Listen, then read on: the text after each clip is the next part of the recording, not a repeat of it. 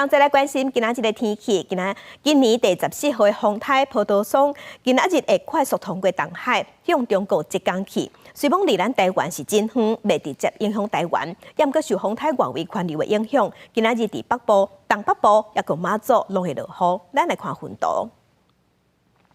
今仔日伫北部、东北部拢会有短暂阵雨，也是雷公雨，尤其是马祖，因为离风台较近、较晚，所以无排除会出现较大阵的雨。其他所在伫顶部天气拢算是稳定的，只是伫讲过头了后，偶有局部短暂雷阵雨，也伫中南部可能有局部大雨。暗时开始就转吹偏南风，所以北部的雨水会较停，就会往南部、东南部开始转做有短暂阵雨，也是雷公雨的天气。今仔日全台湾的高温大约是伫32度至34度，若是无落雨的时，嘛是会感觉较翕较热。